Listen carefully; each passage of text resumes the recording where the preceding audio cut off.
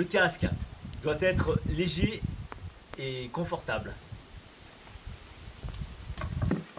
Le baudrier, on va le choisir le plus confortable possible et surtout qu'il ait 4 portes matérielles, une longe, si possible réglable avec un mousqueton à vis.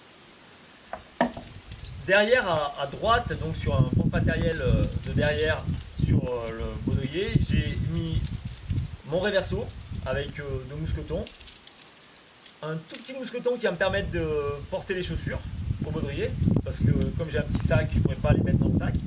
Voilà, et je préfère les avoir au baudrier, les chaussures. C'est moins encombrant.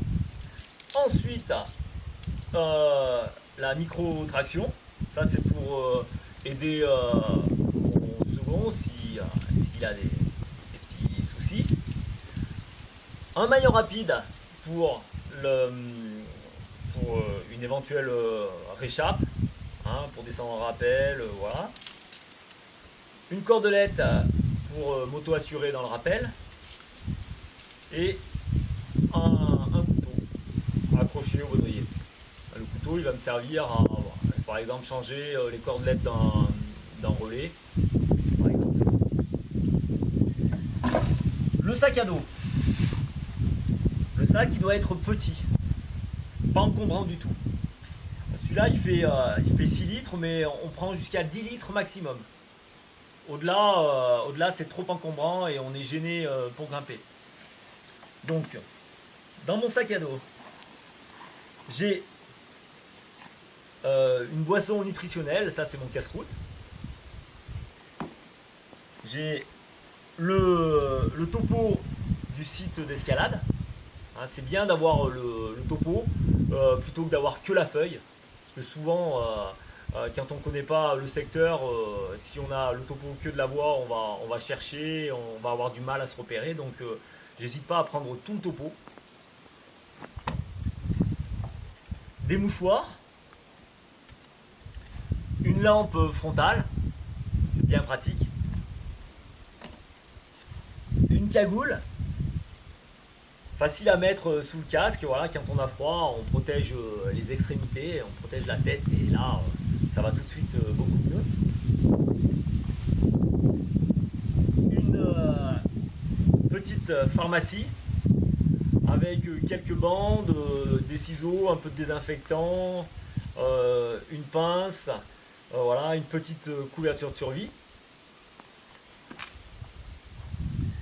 Le téléphone, bien sûr éteint, hein, mais ça peut servir en cas de problème. Hein. S'il y a du réseau, c'est toujours agréable de l'avoir dans le sac, mais c'est bien de l'avoir éteint aussi.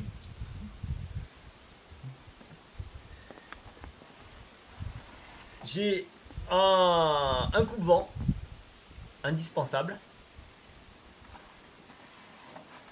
et ma pipette. Alors l'avantage de la pipette, c'est que je peux boire quand je veux et j'ai surtout pas besoin d'ouvrir le sac. Voilà, parce que quand on ouvre le sac, on a toujours des surprises, hein, on laisse toujours tomber des petites choses. Donc l'avantage de la pipette, c'est qu'on boit quand on veut et c'est bien pratique. Voilà, tout ça, ça tient dans ce petit sac.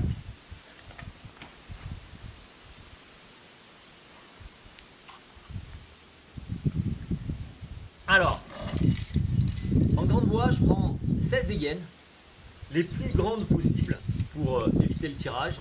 Dans mes 16 dégaines, j'ai minimum 4 dégaines magiques. Minimum 4. Si vous ne connaissez pas la dégaine magique, je vous conseille d'aller voir la petite vidéo qui présente la dégaine magique.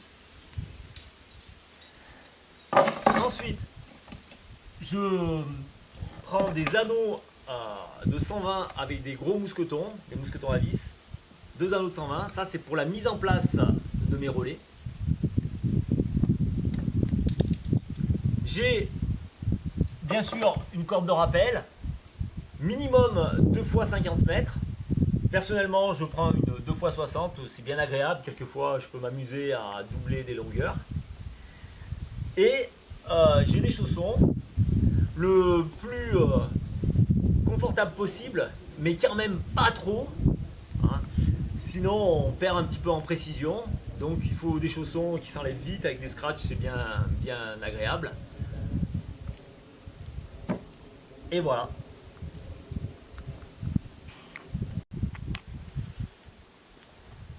Je viens de vous présenter le matériel à la panoplie pour partir en grande voie. À cela on peut rajouter des coinceurs, des pitons à un marteau, mais cela sera précisé dans le topo.